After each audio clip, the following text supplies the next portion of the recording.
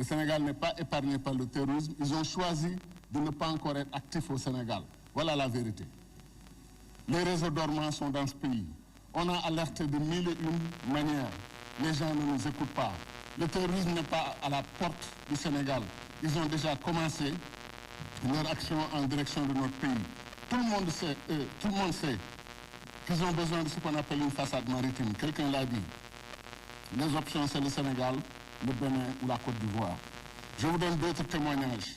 Soumaïla Cissé, que Dieu ait pitié de son âme, m'a dit personnellement que parmi les jeunes qui le gardaient, il entendait des jeunes parler Wolof et Pulaar. Il les a interpellés, c'était des Sénégalais. Le chef de la police de Gao, police djihadiste islamiste, c'était un Sénégalais. Deux jeunes Sénégalais en Libye ont déclaré qu'ils sont en train de se préparer. Et quand ils vont arriver au Sénégal, première mission, c'est d'aller détruire le mausolée de l'imam Moulay et le mausolée de Cheikh Ahmadou Bamba. Parce que ce n'est pas de l'islam et qu'ils le feront un jour. Donc dire que le Sénégal n'est pas menacé, que le terrorisme n'est pas une réalité, ce n'est pas une bonne chose. Moi, je pense qu'il faut qu'aujourd'hui, dans ce débat, on respecte la gravité, la solennité, la sérénité et qu'on comprenne qu'on parle de choses extrêmement sérieuses. Et l'agitation qu'on a vue dans l'Assemblée n'honore pas notre pays, n'honore pas l'institution. Beaucoup de Sénégalais sont en train de se poser beaucoup de questions. L'autre point important, c'est qu'un compatriote, député aussi, a dit aux jeunes, et les jeunes sont dans la rue, on m'a dit à l'UCAD, au Parcelles Assainies et tout ça, il leur a fait comprendre que cette loi est une réponse aux événements du mois de mars. C'est extrêmement injuste parce que ce n'est pas vrai. Un des précurseurs de cette loi, que nous respectons tous, qui est un père spirituel ou mentor de beaucoup d'entre nous, s'appelle le respectable Abdoulaye Wade.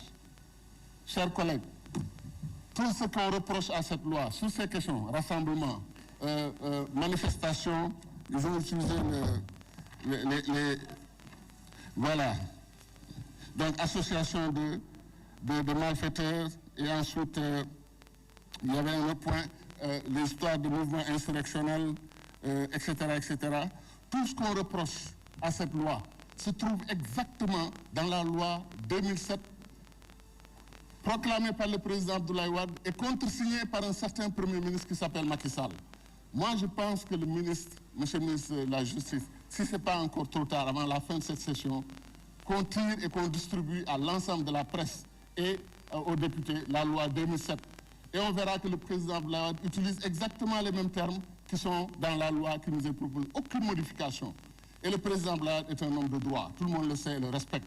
Et ça a été fait au mois de février 2007, quelques semaines avant les élections présidentielles. De mauvais esprits pouvaient dire qu'il le fait pour interdire les manifestations. Il le fait pour mettre les opposants en prison, etc. Personne ne l'a dit parce que l'opposition, en ce moment, je crois, avait compris les enjeux. Et le président Wade se battait sur la question du terrorisme. Il a convoqué ici, après le 11 septembre, la première conférence africaine sur le terrorisme que j'ai eu l'honneur d'organiser. Donc, il faut faire très attention.